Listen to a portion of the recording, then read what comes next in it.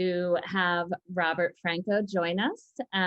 Rob received his PhD in Latin American history from Duke University, where he is currently a lecturer in the departments of history and gender and sexuality and feminist studies.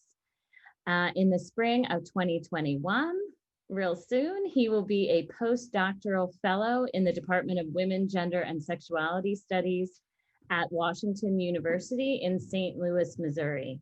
His book manuscript, currently titled Revolution in the Sheets, The Politics of Tolerance and Sexuality in the Mexican Left, 1919 to 2001, focuses on the issues of homophobia, heterosexism, and hostility towards sexual politics in the Mexican left throughout the 20th century. His research has been supported by the Fulbright Hays Program, the Ford Foundation, and the Woodrow Wilson Foundation, and the Mellon Mays Program, among others. Rob, we are so thrilled to have you with us today. And I'm going to be working his slides for him. So any technical difficulties are all on me. So Rob, take it away. Thank you so much. Hello, everyone. I want to thank you all for joining us from wherever you are in the world. And I want to extend my gratitude to Drs. Jeanette Garrity-Gomez and Mel Lewis for inviting me to speak to all of you today. I think it is apt that we are meeting the day before one of the most crucial elections in our lifetimes, one that will determine the future of the Affordable Care Act, Roe v. Wade, and other issues that affect our daily lives. Particularly as we begin to think of COVID as both an immediate crisis and a long-term one of debility and disability that will shake the foundations of our system of health and care. I think it is fruitful to recognize the struggles and accomplishments of women, sexual minorities, and disabled peoples whose demand for autonomy over their bodies have shaped the world we live in today. So my talk for this afternoon is titled Revolutionary Transitions. Sorry, 1 second. Is that good? Yeah, Revolutionary Transitions, Armed Struggle, Trans Life, and Disabled Resolutions in the life of Irina Echeverría Gaitán. For those of you who don't know, Irina is a trans and disability rights activist who lives in Mexico City, and her life has intersected with some of the most important revolutionary and leftist movements in Mexican and Latin American history. She has written an autobiographical testimony called a testimonio in Spanish, titled Carta, padre, testimonio de una persona transexual con discapacidad, which translates as Letter to My Father, Testimony of a Disabled Transsexual Person. And there is a documentary about her life called Morir de pie, meaning die standing. She has also given numerous interviews over the years and has served on Mexico's National Council to Prevent Discrimination, all of which I draw from as sources for analysis. So while I would like to regale you with the typical archival anecdote of historians, I did not stumble across her papers in a collection or her name in a dusty book. In fact, I encountered Irina's story quite by accident. It was a friend and colleague of mine who mentioned having seen the documentary Morir de pie at a film festival in Mexico City, and he lauded its cinematography. Curious about a trans disabled woman who participated in leftist movements, I delved more deeply into her life. And what I found was an extraordinary story that at times feels too fantastic to be true. So I will share some of that life with you today so that we can draw some lessons for our contemporary moment. Now, remote video may feel like a poor substitution to the lectures we are used to. Some of us may even be romanticizing being packed into lecture halls with name tags, coffee, and pastries. But I also want us to consider this as an opportunity to rethink the public lecture as a site of interaction with our peers at a time when we are separated by physical and digital divides. In fact, this experience is a facsimile of Irina's daily life, especially as her ability to maneuver physical space decreases. The internet has become a way for her to maintain her access to the world, voice her discontent, and connect with others despite physical barriers. So today my lecture is divided into 3 parts. Before each of these parts, I will pose a question related to a thematic field that Irina's life illuminates in some way. And so these are leftist histories of revolution, testimonies of trans experience, and disability and crip theory. And at the end of each section, I will reiterate the question and then break us up into groups for about 15 minutes where we can discuss our thoughts, come up with comments, or even pose even more questions to our peers.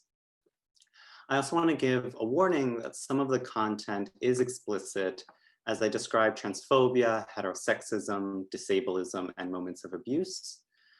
There's also descriptions of derogatory and offensive slurs. I find it important to include these as parts of Irina's description of her life. And I also include photos of her childhood and youth that she has included in her testimonio, as she finds they are important visual artifacts about her life. So let us begin. The first question I pose to you is, are revolutionary movements all that revolutionary for women or sexual minorities or disabled folk, especially when they are still centered around the able-bodied revolutionary man? Irina Echeverría Gaitán was born in October of 1964 between 2 of the most important events in modern Latin American history, the 1959 Cuban Revolution and the 1968 student massacre in Mexico City. Her parents were both members of the Mexican Communist Party, and her father was arrested for his participation in the student movements of 1968. Raised in a Marxist household, she and her sisters were trained to be part of the next generation of leftist leaders after the likes of Fidel Castro and Ernesto Che Guevara. However, her disability also meant experiencing firsthand the ableism of her leftist revolutionary circle. Born with a rare degenerative muscular disorder called Charcot-Marie-Tooth syndrome, Echeverría Gaitán went through numerous surgeries in her childhood and was eventually confined to a wheelchair. While her mother ignored her disability, her father was physically and emotionally abusive. She recounts in her testimonial how he beat her for her protracted manner in which she ate, embarrassed her when she accidentally soiled herself by hanging her bed sheets out the window, and abandoned her to travel around Europe while she was getting medical attention. Clearly, from an early age, Echeverría Gaitán understood how the revolution could be constrained by the very revolutionaries who promised to bring it about into fruition. As a result, she modeled herself after a different identity, that of someone she felt transcended the failures of the men and women she was surrounded with. For this, she looked to the Argentine revolutionary Che Guevara. Growing out her hair and beard and donning his trademark beret, Echeverría Gaitán in many ways tried to embody the new man of the Cuban Revolution. She writes how the discovery of her appearance to him in the 1980s changed her understanding of self. I needed an anchor to hold on to, and I found it when I was lent a beret at school, and one of my friends commented, "Hey, you look a lot like Che Guevara." You cannot imagine what that was like for me. It was like a glass of cold water in the desert. I finally had an identity. I never liked the one I had from childhood, but with this discovery, I could have a personality to hold on to without being suffocated. In addition to imitating Che's appearance, Echeverría Gaitán adopted her own interpretation of the moral and ethical code of the revolutionary new man, who was meant to embody self-sacrifice and communal principles. Her performance clashed with the sexism of her fellow militants, who were surprised to learn that she cooked and washed dishes, and they would become enraged when their girlfriends and wives would come to her to vent their frustrations about their relationships. In the decade of the 1980s, Echeverría Gaitán committed herself fully to the revolutionary cause. In 1984, she went to Nicaragua to aid in a literacy campaign as the Sandinistas were in the midst of battling the US-funded Contras. Once there, she was swept up in armed struggle. Returning to Mexico, she then dedicated herself to the Cuban cause, heading Mexican support for the island as it went through its worst years of recession. She also broke with her Communist Party family and joined the Trotskyist Workers' Revolutionary Party, eventually becoming part of its central committee. And though she experienced disableism throughout this period, comrades have attested to the respect she gained through her hard work and dedication to the cause. She continued on this path until 1994, when the Zapatista Army of National Liberation, or EZLN, broke onto the political scene in Mexico. As some of you may know, the EZLN is an indigenous peasant army primarily located in the southern state of Chiapas. On the night of December 31st, 1993, the night before the North American Free Trade Agreement, NAFTA, was set to go into effect, these armed indigenous insurgents emerged from their encampments where they'd been training for a decade, capturing not just the world's attention, but also 7 towns in eastern Chiapas. Shocking the world with their precision, the EZLN was an unexpected rebuke of the increasingly hegemonic free trade policies and neoliberal market reorienting represented by the signing of NAFTA. Launching a simultaneous media campaign, the EZLN addressed the plight of indigenous peoples in Mexico and demanded greater democratization and land reform to help close the widening gap between rich and poor.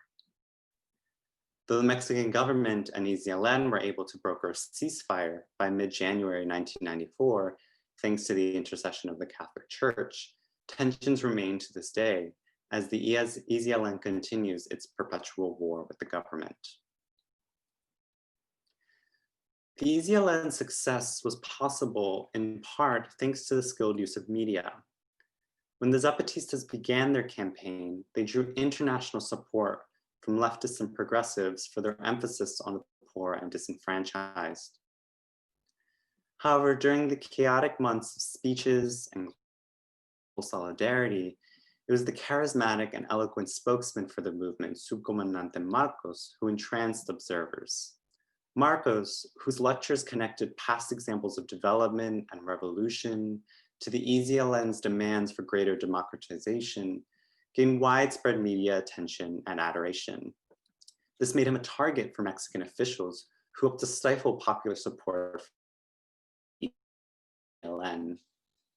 In May of 1994, the Mexican government in Chiapas attempted to undermine the movement by starting a rumor of Marcos's supposed homosexuality. In response, Marcos gave a statement that broke from all precedent for a leftist leader in Mexico.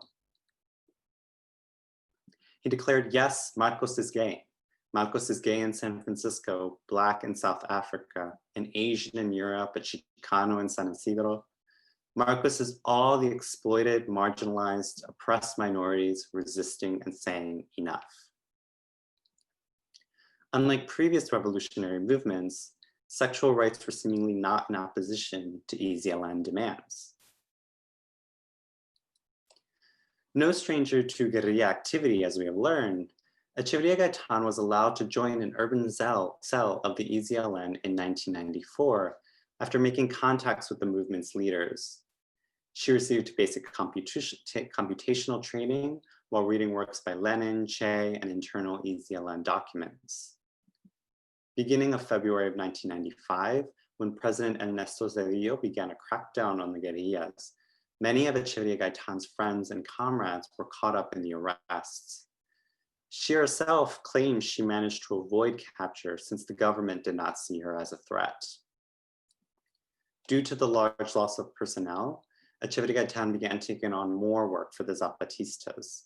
She, for example, received communiques from the mountains and had to decipher them and send back coded responses. And by the end of October of 1995, she began forming another urban cell and recruiting new members. Echeverría Gaitán remained in the EZLN until her gender affirmation in 2001. Before beginning the process of changing her outward appearance, she stated she informed her leaders that she would soon begin transitioning. The reaction was swift and fierce. Comrades and friends laughed in her face and viciously insulted her. And in a letter that she claims was sent from Subcomandante Marcos himself, he told her that she was to be expelled for gender betrayal, as they could not trust her loyalty to the cause since she had not been loyal to her masculinity. For 2 years afterwards, she claims she was followed by EZLN agents to ensure she stayed quiet, marking the end of her life as an urban guerrilla. Never having seen the letter of expulsion, I can neither deny its existence nor confirm who sent it. When I asked her, she stated that the letter of expulsion was not on paper. It was on a floppy disk, which I had to return the moment I read it. That is why I don't have a copy. There were strict security measures. Beyond the lack of physical evidence, what also makes the accusation perplexing is its incongruity with the public persona of Subcomandante Marcos. Echeverría Gaitán herself had noted that there was a cult of personality around him, much of which was based on his seemingly progressive support of sexual diversity. Marcos's 1994 declaration was not his only statement of solidarity. In June of 1999, Marcos wrote a letter of support to the attendees of the 21st Pride March in Mexico City. 3 years later, Marcos publicly affirmed his support for transgender militants. Such stances of support were expanded upon by the EZLN in 2006 during its Otra Campaña, its other campaign, in which Zapatistas met with LGBT and feminist groups. Finally, in May of 2014, Marcos was officially retired and has since taken up the nom de guerre Subcomandante Galeano, partly in response to Marcos's popularity taking attention away from the movement. So by coming out in 1994, sending his messages of support in 1999, and advocating for trans militants in 2002, Marcos created a genealogy of solidarity that connected all forms of oppression to the EZLN's battle against inequality. And both scholars and leftist activists have unanimously supported the claim that the EZLN has embraced and defended gender and sexual rights as part of its movement against oppression. Still, Echeverría Gaitán's accusation remains. Was it really Marcos who gave the order? Or perhaps it was another comrade who she cannot name due to militant protocol or allegiance? And what do we make of the lateness of her revelation, even after Marcos's retirement?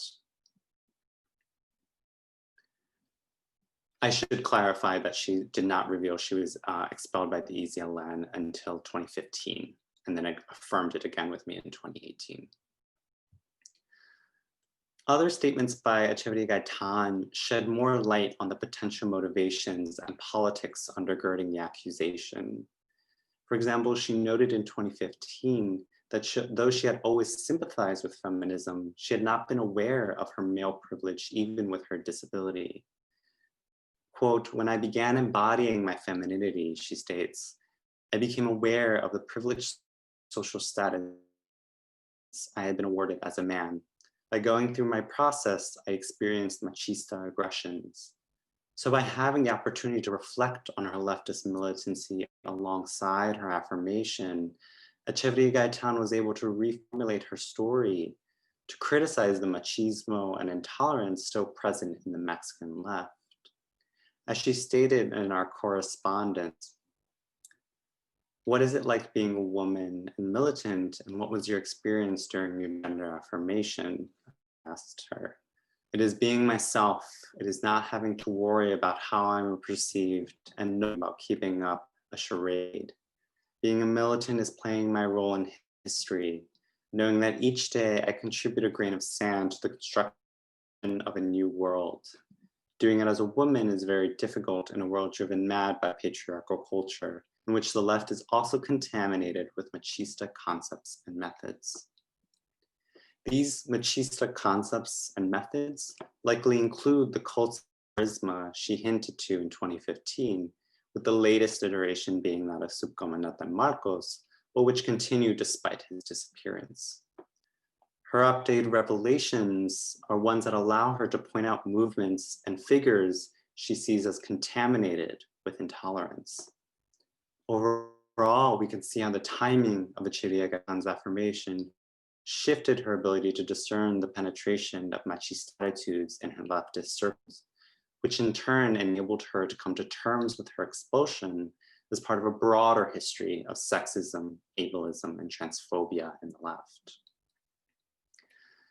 So that is the end of part one, and I will break us up into groups to discuss. And the question again is, so are revolutionary movements all that revolutionary for women or sexual minorities or disabled folk, especially when they're still centered on the able-bodied revolutionary man? So maybe Dr. Gomez can help me split people up into groups to discuss. Sure, and absolutely. Then And just for clarity, just so for the record, I have a master's, I don't have a doctorate. So thank you for elevating me. I appreciate it.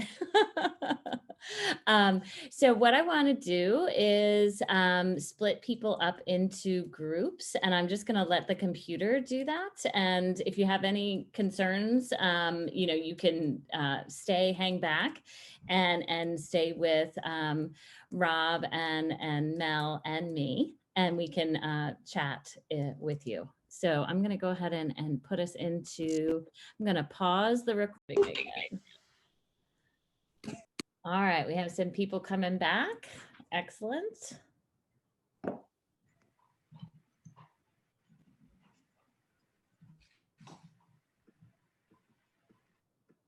All right, looks like almost everyone is back out of the breakout rooms. Okay. All right, so I would like to invite you all to share some of the things that you talked about in your rooms. Some of you were in teeny tiny rooms with just one partner, and other people, sorry for the, I'll do better the next time, managing the room, spreading that out a little bit more. But anxious for you to share some of the ideas that you were thinking about. Just to remind us, the question was, are revolutionary movements all that revolutionary for women or sexual minorities or disabled folks, especially when they're still centered on the able-bodied revolutionary man? So we're a fairly small group, so if you want to go ahead and unmute, I think we can navigate that without a million people talking at once. So don't be shy. I know you're not. Hey, Bobby. Hi. I was in a group with Anna, Liddy, and Valentina, and we were talking about, Anna had brought up this really, really good point about majorities existing in minorities.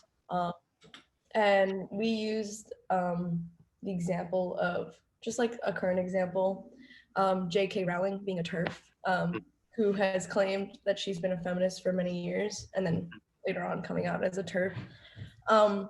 Just how hypocritical it really is. Bobby, can you explain TERF or share that? Oh, yes. Everyone knows what that is. TERF means trans exclusionary, sorry, my talk, trans exclusionary radical feminist. I'm going to write that in the chat in case anybody didn't get that. And they're a group of so-called feminists that claim that they don't believe trans people deserve rights because they're not actually women or actually men, and it's really, really fucked up, and it's not okay, and it's just so hypocritical. But we use that as an example of why a revolution can actually benefit people who are in the minority of if it's being represented by an able-bodied man. You know, like solidarity is not the same as like really like accepting and like putting these people into positions of power. It's just not the same. It's just empty words with no action. One of my favorite phrases, and I repeat it all the time, and feel free to use it, is that solidarity statements are the thoughts and prayers of progressives. I actually write on tolerance a lot, and the use of tolerance by, you know, a broad spectrum of people, which now include extreme right wing, using tolerance as a kind of discourse of disempowering. And I kind of end this work thinking like, whenever a movement calls for tolerance, it's actually a really good alarm bell for people. And I think it's similar in these cases. Like the minute these kind of discourses turn into kind of like calling for tolerance or kind of like difference in some type of way, there is that's a good moment to show like what are the limits of this movement, right? Particularly as we think of movements these days and kind of conversations that I did not expect to hear in my lifetime of kind of the polarization of politics today and what is being called for armed revolution in a lot of ways, and like what does the futurity of those movements look like for people, for most people, right? That was a really good point, thank you. Can I say something about that? Of course. I was just observing, and I'm curious what else you would want to say about this, Robert, that the aesthetics of people, there's like a certain aesthetics of revolution that some folks really hold on to. And I'm curious because I'm observing ways in which like rejecting people's gender or deciding they're not radical enough because they don't present in a certain way or they don't affirm a certain kind of aesthetic, like how people dress or anything else you would consider aesthetic about the left, which there's some consistencies about that. I think is super interesting. And there's something else I was going to say about it. And I've lost it. I've zoomed too much. It's eating my neurons. Anyway, I'm just also curious if this came up in any of your dialogue about the sort of conformity about self-presentation, clothing, other choices, and how that kind of played into the struggles that you were detailing. Yeah, I mean, so the image for the revolutionary left and the left in Mexico in general for most of the time was to present quote unquote normality and morality. So the nuclear family was kind of the center of everything. They kind of, when you think of like intersections between right and left, it's around the family and sexual politics so much of the time. And so they presented themselves as the more moral men and women, right, who would educate their children. And interestingly, Irina's experience kind of reaffirms that in a lot of ways. So she was able to enter the Central Committee of the PRT, which is kind of the Trotskyist left in Mexico. But the Trotskyist left was Mexico for a long time during the 80s when it was trying to enter electoral politics, was represented by a woman, Rosario Ibarra, who her rise to national fame was because she was the mother of a disappeared son. And so she would use these kind of maternalist politics in a lot of ways as part of the Trotskyist arm to critique the ruling party in Mexico. And so the PRT even itself, even though it was a very early advocate and supporter of lesbian and gay militants, still really affirmed this kind of central motherhood narrative. And then internally, the discussions were actually that Rosario Ibarra is extremely homophobic. She's very not a great figure to work alongside with. So even the chisme within the PRT about who they're choosing as their leadership, it was always very critical. So there were a lot of gay and lesbian militants within the PRT who got really disillusioned by it after Rosario Ibarra's the party's choice to present this kind of one singular figure for decency politics, essentially.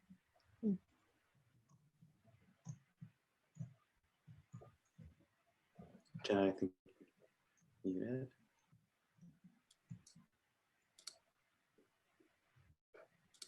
Sorry, I'm such a goof. I'm like talking away to myself. And then I'm like, why is he not answering? It's such an easy question. I said, can you let everybody know what chisme means? Oh, sorry, she says gossip, like internal gossip. But yeah. And I'm like, I know he knows what that means. Why isn't he answering me? Sorry for not unmuting fast enough. Anybody else want to share?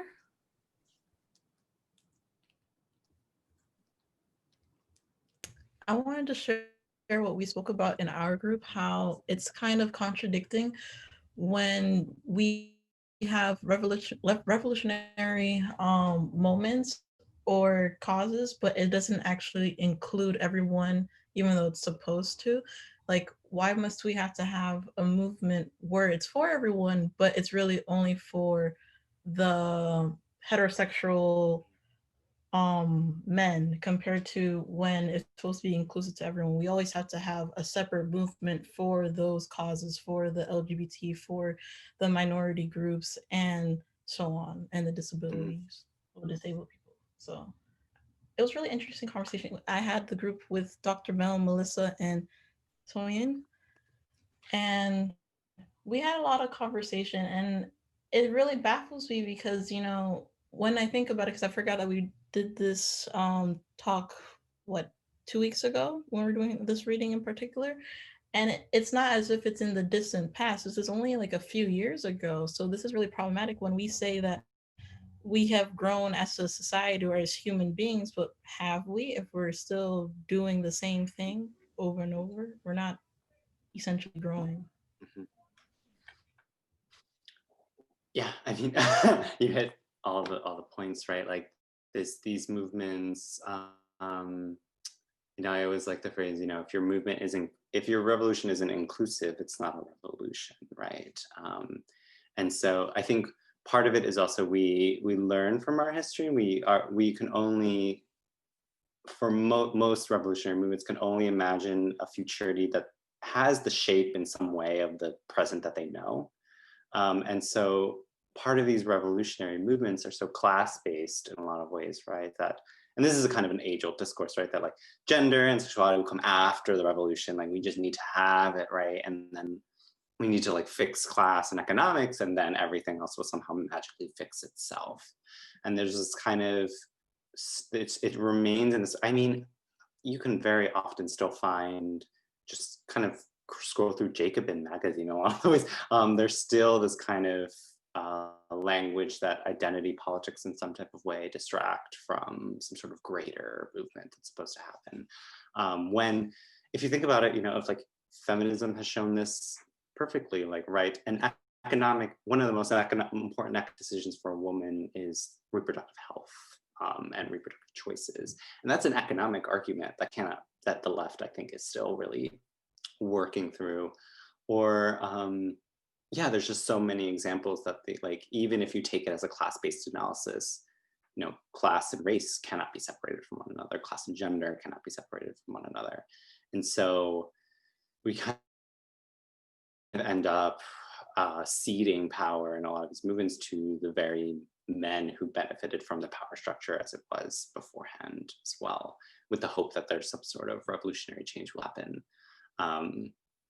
So I think this is why Subcomandante Marcos was such a kind of attractive figure. It was someone that, as we can see, many people could identify with, because who do we end up tending to identify with, right? Just because of the discourses and the media that we consume.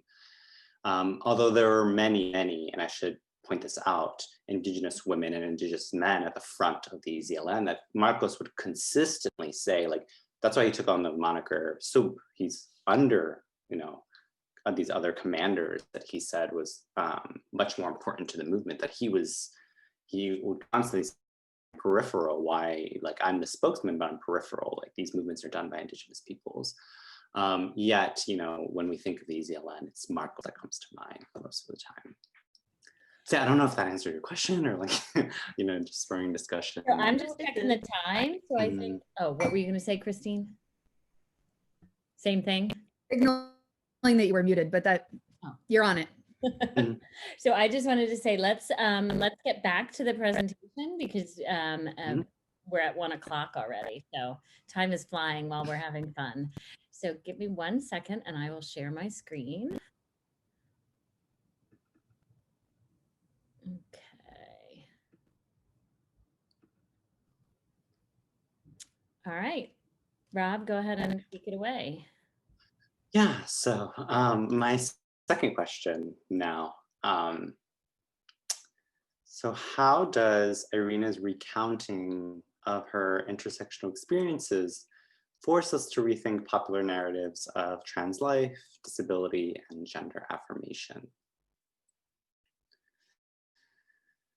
So literature on trans experience has spent a great deal of pages in consideration on the ways trans and queer experience is distinct from heterosexual peers. So Echeverría Gaitán writes heavily of her experience as a disabled in her text, and we have to think of her text in intersectional terms. And in many ways, her testimony exemplifies the kind of bodily alienation and forced gender assignments that often mark the adolescence of sexual and gender minorities that generate heterogeneous experiences of time and identity. So in the case of Echeverría Gaitán, although she was read and treated as a disabled man for many years, she narrates her experiences entirely in feminine pronouns in Spanish, insisting on the continuity of self between her early childhood and the moment she met her name, Irina. Never shifting gender pronouns, mentioning a dead name from childhood, or even providing a birth date in her testimonio, she in many ways occupied a clear sense of time that Jack Halberstam defines as the perverse turn away from the narrative coherence of adolescence. However, she also narrates her experiences in ways that some might say are controversial, particularly because of her intersectional experience. So first, she does not identify as trans. As she notes of her transition, quote, "I am at the end of my process of transsexuality, although my therapist still has not given me the final approval, but I can say with all certainty that I'm a woman inside. Transsexuality was only a process. What am I? A woman. Who am I? Irina. Who was I? Irina. I was hidden, repressed, scared, but I was there. All I needed was a process to be born, and here I am." So as you can note, she's using discourses that have recently come under a lot of criticism, right? The idea of having an internal self or needing a process to be born, things like that. And as she has stated in another occasion, quote, "Transsexuality is a process and mine is done." So as we can see, Echeverría Gaitán considers her trans experience to be a temporary one. And scholars have largely characterized such thinking as the result of the medical model of transgender experience in Mexico that was dominant during the late 1990s and early 2000s. So in this model, quote from Alva Pons, "The discursive shift from transgender as a political identification and political strategy to medical categorization has converted transgender into a phase through which the subject passes in his or her process of transition."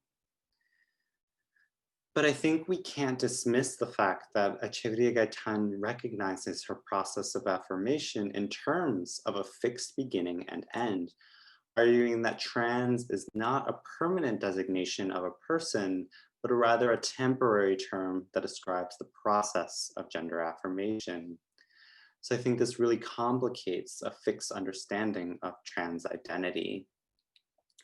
Echeverría Gaitán also questions medical intervention in the bodies of trans people, particularly in the framing of trans health as a right to attain surgery, hormones, and other medicines. As she notes, "Operated, I have not had any surgeries to feminize myself. I have not needed them, and sex reassignment surgery is unnecessary." Jeanette, can you press? And one more time. She in fact feared such surgeries and its potential interaction with her disability, which actually caused her to delay her exploration of her gender identity. As she writes, I realized that it was possible, can you go back? That my body would not support the process, which is surgery, due to my illness. It was the only thing that kept me quiet. Disability studies scholar Ellie Clare has touched on this feeling of skepticism from the perspective of disabled peoples in regard to trans medical desires, recalling, quote, I often hear trans people, most frequently folks who are using or want to use medical technology to reshape their bodies, name their transness as disability, a birth defect. They say, quote, I should have easy access to good, respectful healthcare, just as other disabled people do. I simply need a cure, end quote. The word defect always takes my breath away. It's a punch in the stomach. While I want to respect the people who frame their transness in this way and acknowledge their truth, the logic of this equation frustrates me. I could only wish disability assured decent healthcare. Instead, disabled people deal with doctors who trivialize and patronize us, who believe some of the worst ableist stereotypes and sometimes even think we'd be better off dead. Echeverría Gaitán, due to her disability, has experienced the worst side of medical institutions. When she first began showing symptoms of Charcot-Marie tooth, for example, doctors diagnosed it as polio. As a result, she underwent painful and frankly useless surgeries as a child that actually left her legs and muscles more damaged than they would have been if left alone. As she notes in her testimonio, if doctors had not operated on her legs, today she would be able to walk with the help of forearm crutches. Instead, she must use a wheelchair, which has left her angry and trusting of medical authorities. Finally, there's a sense of hatred towards her body that infuses her testimonio and does not easily fit into disability rights discussions of body pride. She often uses language that is considered ableist. She does not write positively of her disability, nor should she have to in framing her own experience, right? For example, she frequently positions her disability as something that needs to be overcome. As Che Guevara, he had asthma that prevented him from doing many things. In the most agitated or most complicated moments of the armed struggles in which he participated, asthma beat him, but it never defeated him. He never complained, and so I wanted to be like him. In conversation with queer theory, Echeverría Gaitán in many ways resists the narrative of a quote unquote compulsory happiness that Heather Love has written about and framed in regard to recent depictions of gay and lesbian happiness that arise with their integration into a white middle-class world. But Echeverría Gaitán, like many scholars of the global South have pointed out, does not live in a global North country in which disability activism has made the strides that it has.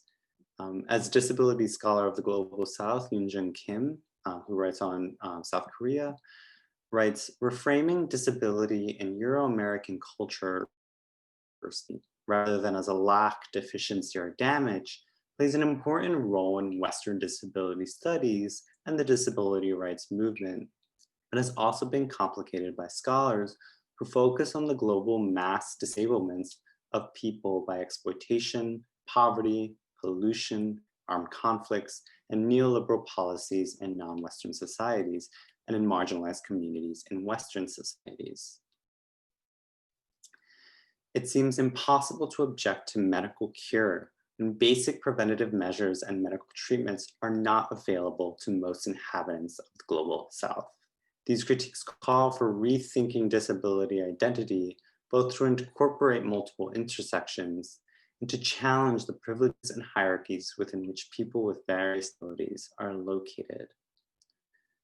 So Echeverría Gaitán in many ways forces us to confront what many crypt theorists, which is the title used for disability scholars often, have only quietly discussed in their works. Who would not wish an end to their disability if they could? Is kind of the question that drives a lot of his work. Take what the noted crip feminist scholar Alison Kafer states briefly in her groundbreaking work, Feminist Queer Crip. I admit treading tricky ground here. A future with disability is a future no one wants. While I find it absolutely essential to dismantle the purported self-evidence of that claim, I cannot deny there is truth to it. Not only is there abstract truth through it, there's personal embodied truth. It is a sentiment I myself hold. As much joy as I find in communities of disabled people, and as much as I value my experiences as a disabled person, I'm not interested in becoming more disabled than I already am. In her writing, Echeverría Gaitán is very often angry. And when she is not angry, she is saddened. And so she frames her disability as something to be overcome. She forces us to confront this idea that many people, if they could, would choose to end their disability. It makes her sometimes slip into normative or what we would call ableist ideas of disability. We have to consider this affect dimension of her disability because it is crucial to her understanding of self. So as we work through that abstract truth that Echeverría Gaitán, Kim, and Kafer present to us, I'll reiterate my question and break us back into groups. How does Irina's recounting of her trans experience force us to rethink popular narratives of trans life, disability, and gender affirmation, or does she not? So I'll leave this there. Okay, so let's go ahead and, can you hear me? Am I frozen? Am I good? Okay, sorry, I'm struggling over here. Let's go ahead. Do you think we can maybe just do 2 rooms, right? Because it's a smaller group. Okay, so I'm just going to put you all into 2 rooms and ask you to have some conversation around that idea that Rob just mentioned to us. Okay, Rob, can you just state that question again? It's the idea of forces us to rethink popular narratives of trans life, disability, and gender affirmation, right? How does Irina's lived example? Okay, all right, I'm gonna stop recording for a minute. Back to recording, and I'm gonna share my screen again so that we have that question there. Okay. So the question is, how does Irina's recounting of her intersectional experiences force us to, and I need to rethink popular narratives of trans life, disability, and gender affirmation? So Mel or Rob, do you want to start people off with some thinking and find out what the students discussed?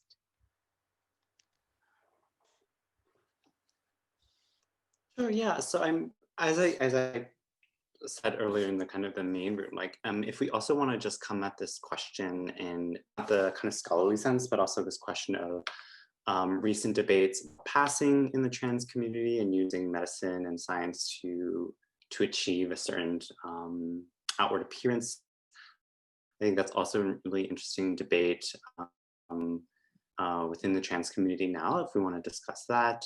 And also kind of experiences of how disability, the desire to, this kind of ethical question that we have that I think all of us can kind of put ourselves in that mindset of would you choose something to get out of if you had to, even though as proud as you are of something or as much as it has enriched your life.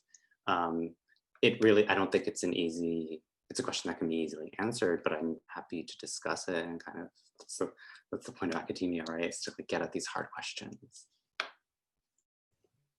Yeah, and I'll just add too in coming at this question, we're thinking about the immediate social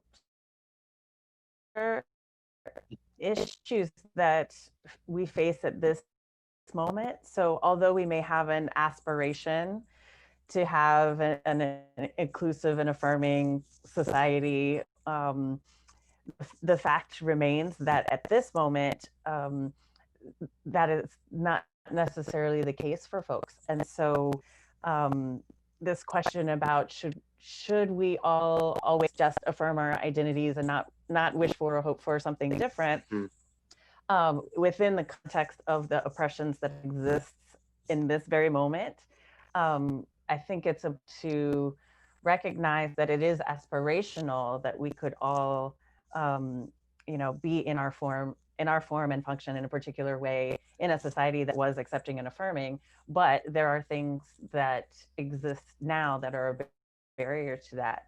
So as we grapple with that question, there's the aspiration that we could,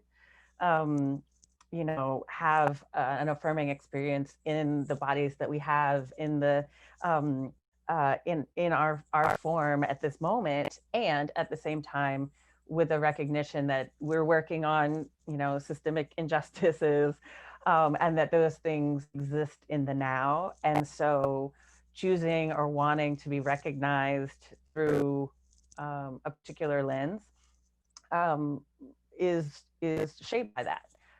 So sometimes that the aspiration to the world that we want to live in is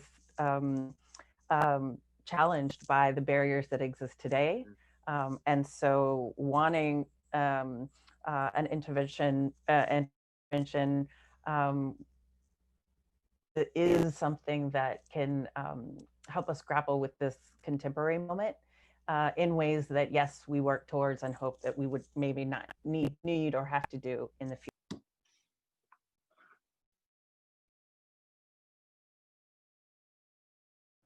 Does anybody want to share what you talked about in your breakout rooms, or was there just some confusion over what the question was, which I hope that wasn't the case.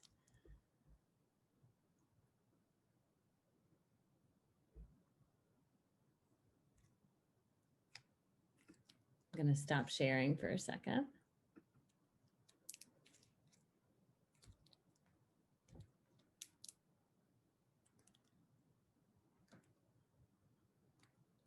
Okay. All right, well, if everyone's quiet, that's fine. We can, Rob, do you want to just move on to our third point? Okay, all right, let me do that. Give me 1 second.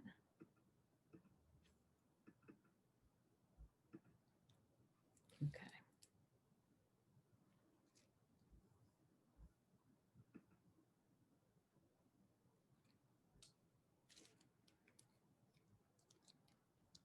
Apologies. So yeah, great. So welcome back to everyone. And so my third and final question is a two-parter, and it would be an academic question if it weren't. So I'll copy and paste it here as well for everyone. What does revolutionary hope look like in the midst of pain? How do we reconcile Echeverría Gaitán's desire for ending life with the disability rights position of rejecting physician-assisted suicide or euthanasia? So this is a tough fact. Irina has been contemplating, can you go back? Sorry. Has been contemplating suicide for some time now. As she states at the end of her documentary while in conversation with her wife, Nelida Reyes Guzman, then we can go for now. I have occasionally thought that there will come a time, so this is her wife, Reyes Guzman talking. I have occasionally thought that there will come a time you will say you want to rest, and we did many ontological exercises, and it is a situation that you never fully accepted.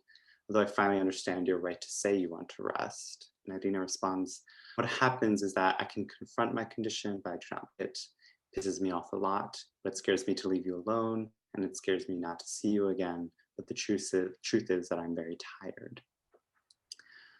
So disability scholars and activists have overwhelmingly rejected the idea of physician-assisted suicide or euthanasia as a tenet to their platform, largely because it has been so closely associated with eugenics. So as the disability rights activist and scholar Allison Davis writes, I strongly believe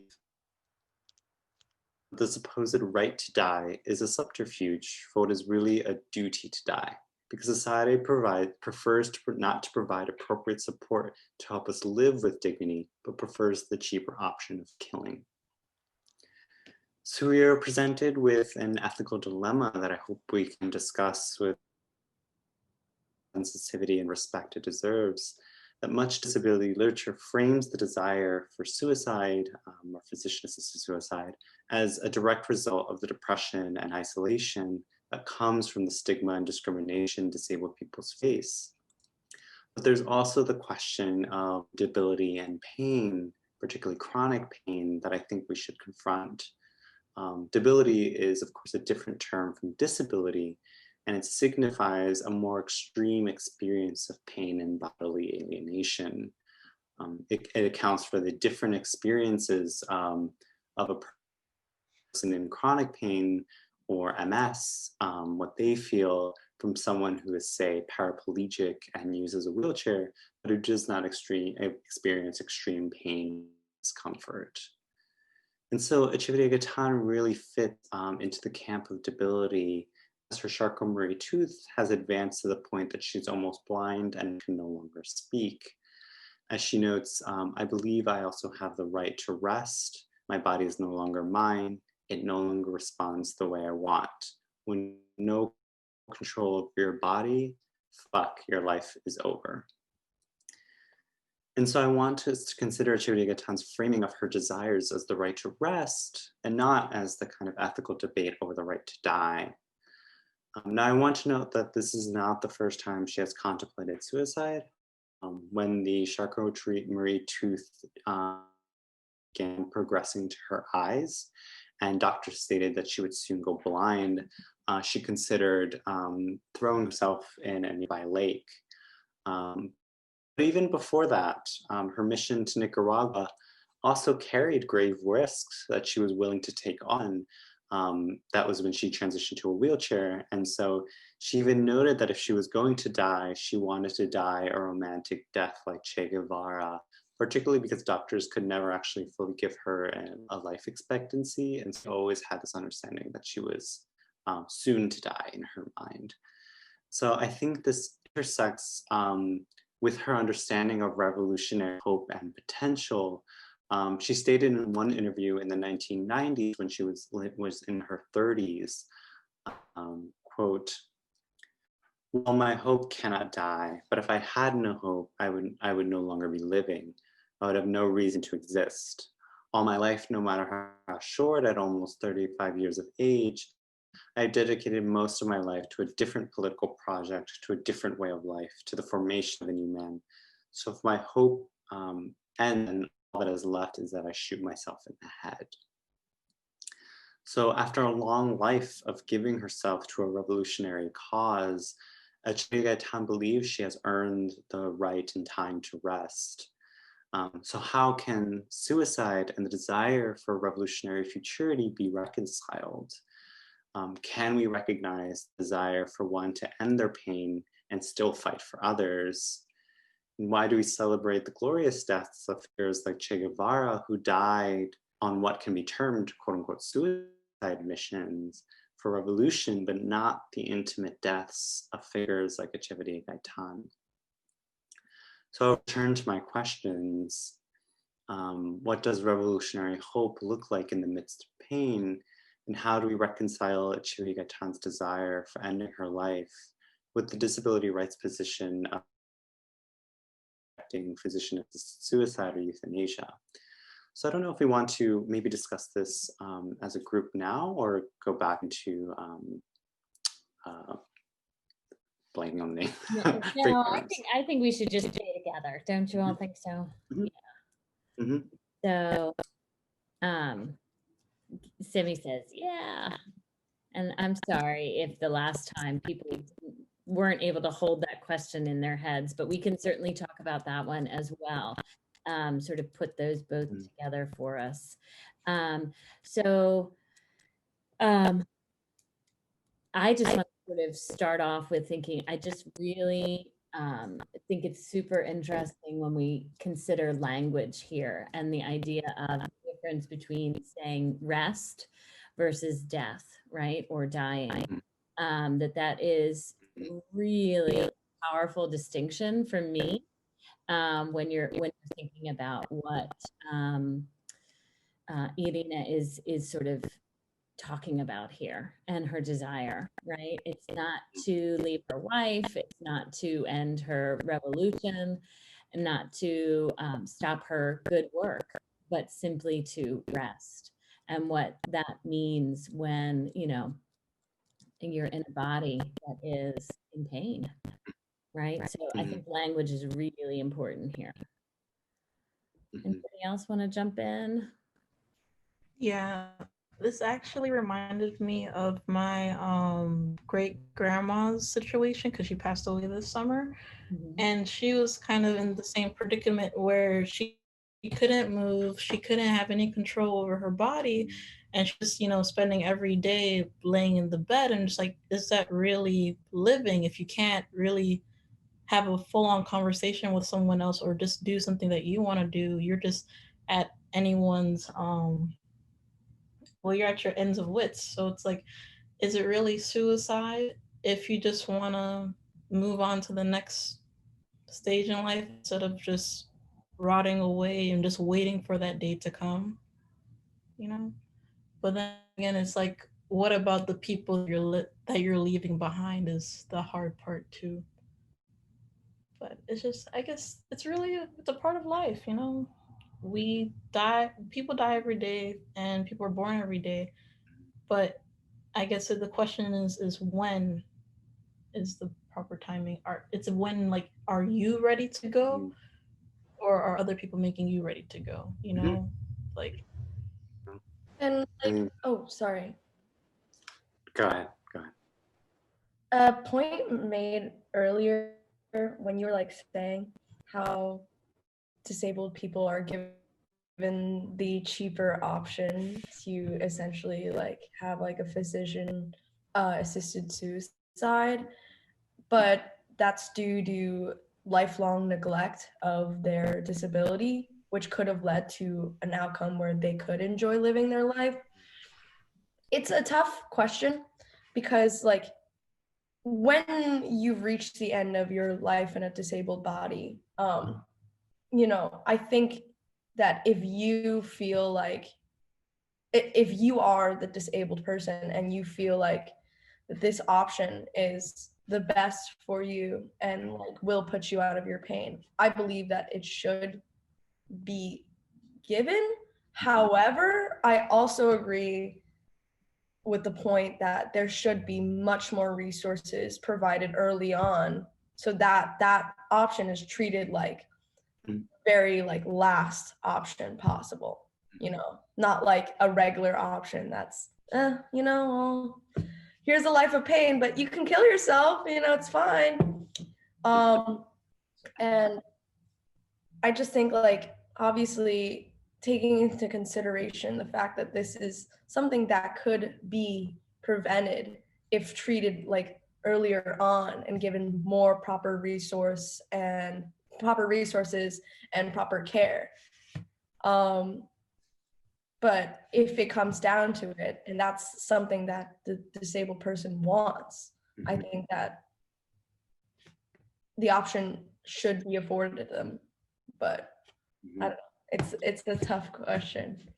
No, I think both of you are hitting kind of everything that is in the debate of disability rights. Like, why are we talking about, you know, ending our lives? Like, we should be, like, the focus should be on, like, ending an ableist world, so, like, actually getting us the healthcare that we need, that we can live the lives that we want to live, right? Like, the critique is that this is the easy solution. Like, the debate over right over life and right over death is kind of cheapens and kind of takes away, distracts from a larger structural issue, which is that we need better healthcare and a much more accessible world.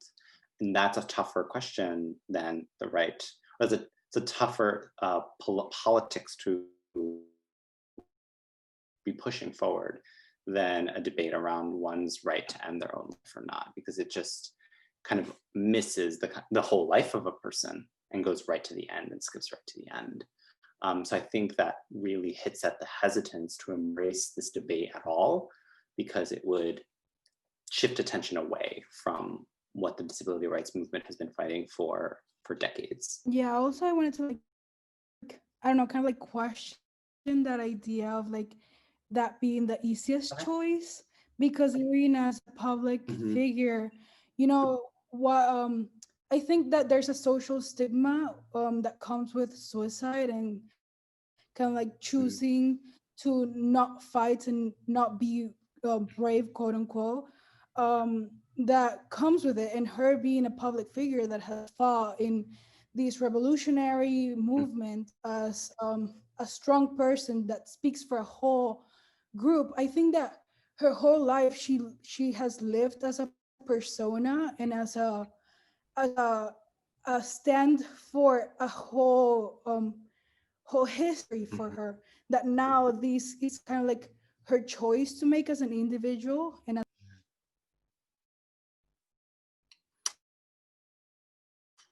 yeah, I think, I mean, she notes this as well. This is a choice she has to make in consideration with her wife. So it's a community choice as well, right? So she's choosing, and she's kind of an extremely important vocal figure in the disability rights movement of Mexico. And so she's to use the clout and power that she has, right, has been using it constantly to make Mexico City a more accessible space. And yeah, there's kind of this sense of obligation to a community at the same time that she also wants to be attentive to her own needs. And I think it's something, a sentiment all of us can share, right? When you participate in activism in any type of way, how much of yourself do you give, and then how much do you need to return back to self-care and preservation of the self? So I think this is intersecting with an ethical and philosophical debate at the same time that it comes down to something as simple as like her own needs after a lifetime of really giving herself to these causes. When is she allowed to begin considering her own wants and needs? Part of that was her gender affirmation in 2001, and is this a continuation of that politics of centering her body and herself that she needs to? Yeah, and the stigma of suicide as well. I think that's something that when she thinks of her legacy, which is kind of always in the conversation, when she gives an interview, right, the history she's presenting is also the legacy she wants to present. And so part of the decision is, how does she want that legacy to end? How do you end the story? Do you end it on your own terms in this kind of way? Do you end it, or do you not choose to end it, right? That's I think the way, her presentation of her own history, I think this is probably weighing on her as well.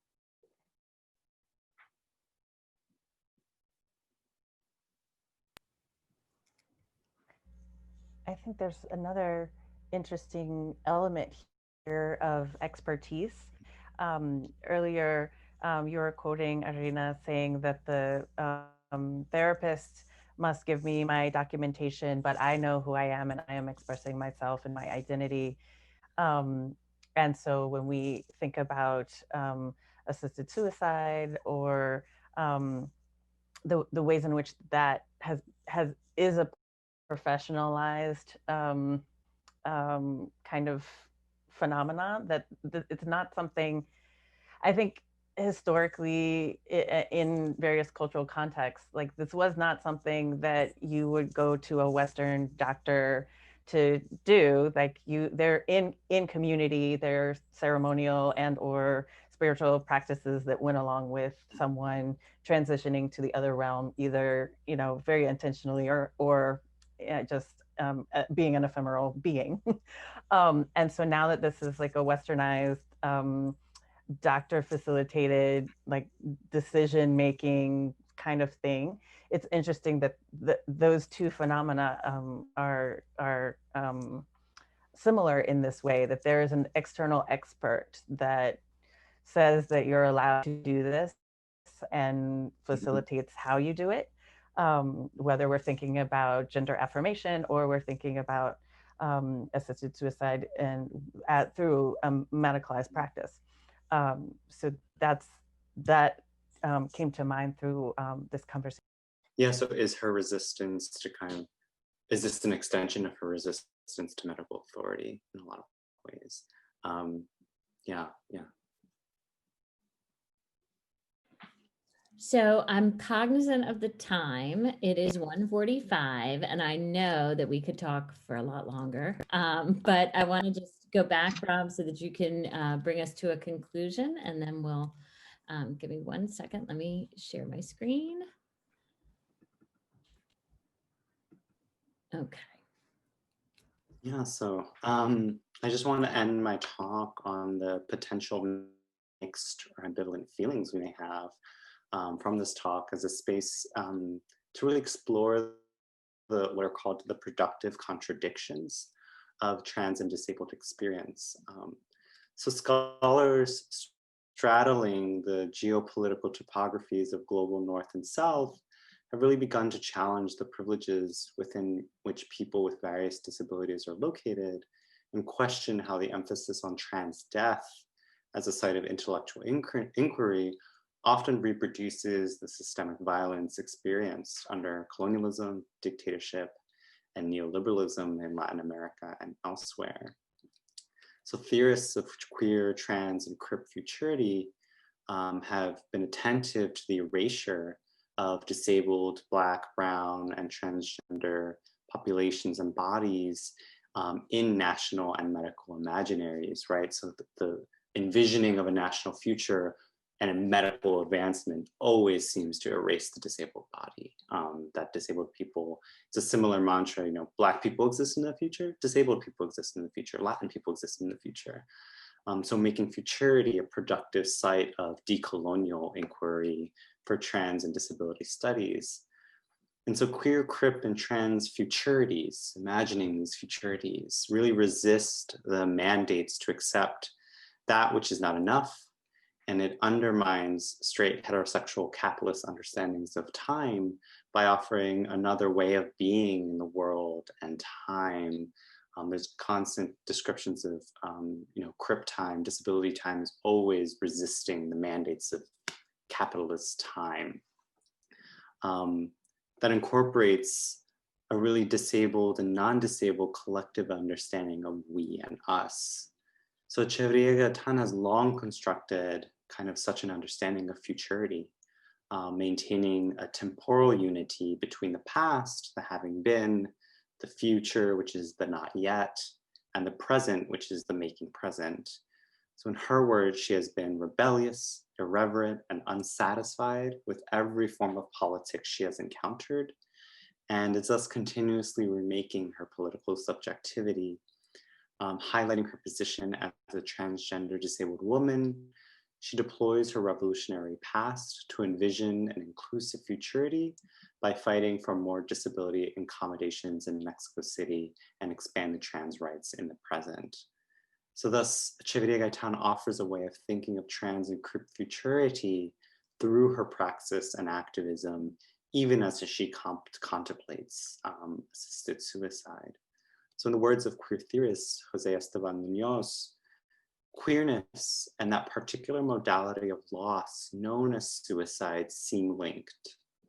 And to write or conjecture about suicide as a queer act, performance of radical negativity, utopian in its negation of death as ultimate uncontrollable finitude, and not think about what it symbolizes for a larger collectivity would be remiss. So rethinking this collectivity we just had in discussion.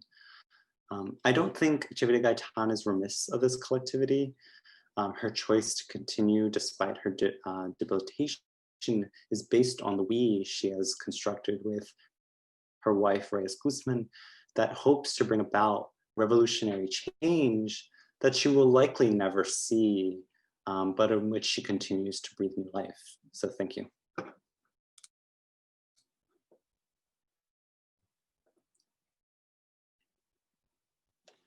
Thank you so much, Rob, for sharing that with us. I welcome all, you get your little hand claps there. So students, if you can just show us your beautiful faces for a minute and just say thank you. And we really appreciate, yes. Yes, there they are, Thank you my people. so much. They're so awesome. It was nice meeting you. Yeah, Rob, we've been waiting for this day. We've been so excited. I keep saying we're going to get to hear from the author himself. So really, any last minute questions or comments that anybody wanted to share?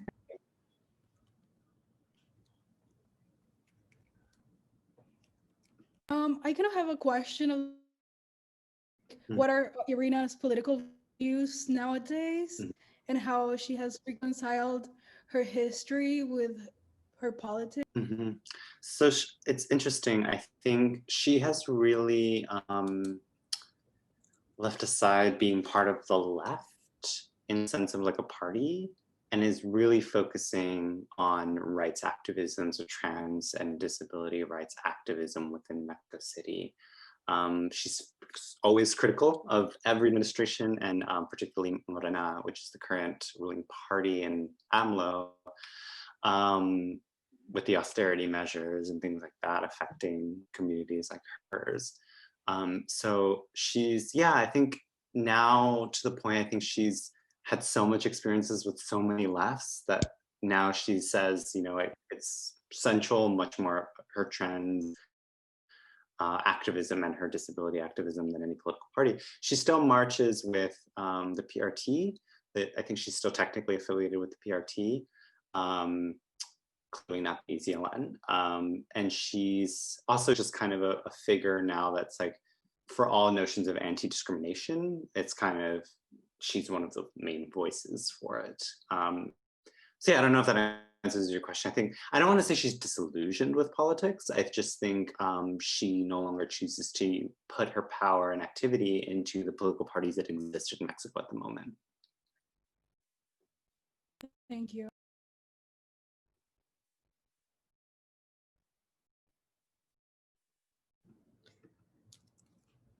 I think a lot of us can relate to that feeling, right? So, well, thanks to everyone for coming, and thank you, Rob, so much. And I know that we've shared your article, and we will share this recording with other students who, you know, it was like 4 a.m. now for them if they had stayed with us. And some of them, yeah, some people are here who are in Korea right now. So you are amazing for being here with us. I appreciate it so much. And thanks for inviting me. Pleasure. Yeah, thank you. And all right, so students, I will see you next week. And I'm going to pause the recording. And if you want to